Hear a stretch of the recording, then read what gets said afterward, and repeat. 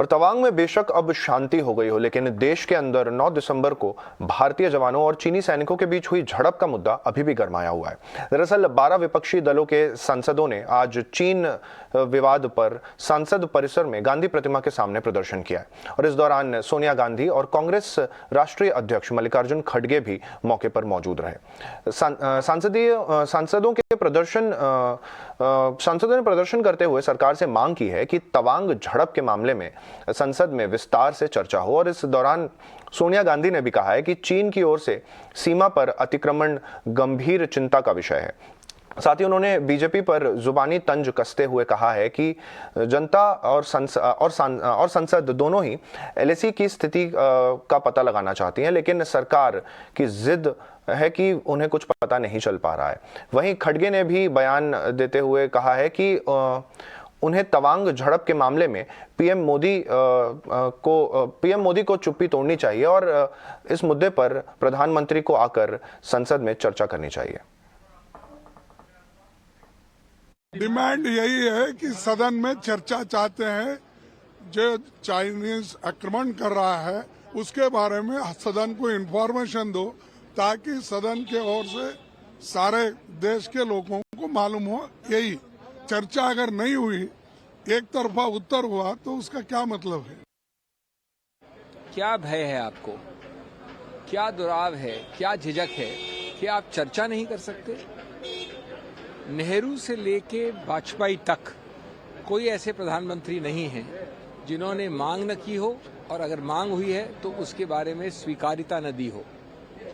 ये आपका भय है, ये आपका एक ऑटोक्रेसी है, तानाशाही है, और मैं समझता हूं कि ये कोई भी पार्टी राजनीतिक दल की, और बीजेपी के अंदर भी इसमें यही भावना है, लेकिन डर और भय के कारण लोग बोलते नहीं।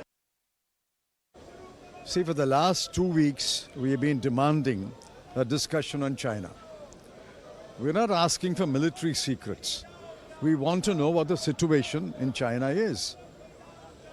China chooses the time and place of making an incursion into India. What gives them the courage and the confidence to choose the time and place and enter Indian territory? They did that in Hot Springs.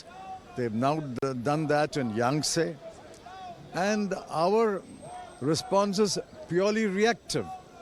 If you are building massive infrastructure and if you are able to match the infrastructure of China, why are you not able to prevent the incursion? I would like to tell only one thing. तो उनको बीच बीच में महात्मा गांधी जी याद आता है, ये नकली कांग्रेस, नकली गांधी और नकली कांग्रेस को। ये तो अच्छी बात है, that's a good thing. But I would like to remind them one thing.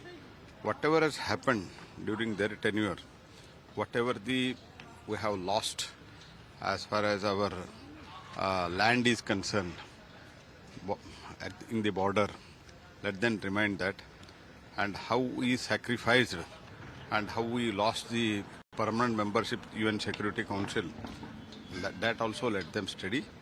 And after that, if they go and sit, and Mahatma Gandhi ji will definitely give them a wisdom. ये 1962 का भारत नहीं, ये मोदी जी के नेतृत्व में मजबूत भारत, सशक्त भारत है, और भारतीय सेना पहले से ज़्यादा ताकतवर हुई है। लेकिन दुर्भाग्य ये है कि कांग्रेस आज किसी और की भाषा बोलती है। क्यों ना बोलें? आखिरकार राजीव गांधी फाउंडेशन को पैसा भी तो चीनी दूतावास से मिला है। और तो और डोकलाम की घटना के समय भी राहुल गांधी जी भारतीय सेना की प्रशंसा करने की बजाय, उनका मनोबल बढ़ाने की बजाय चीन के अधिकारियों के साथ देखे गए, घंटों समय बिताते देखे गए। ये उसके जवाब अभी तक नहीं दे पाए। 1962 की जो गलती इनसे हुई, उसको छिपाने के चक्कर में आज बेमतलब का हंगामा करते हैं। इनके पास कुछ बचा नहीं है। और फिलहाल स्वदेश खबर में सिर्फ इतना ही। खबरें भी और भी हैं 18 स्वदेश पर। बने रहे हमारे साथ। नमस्कार।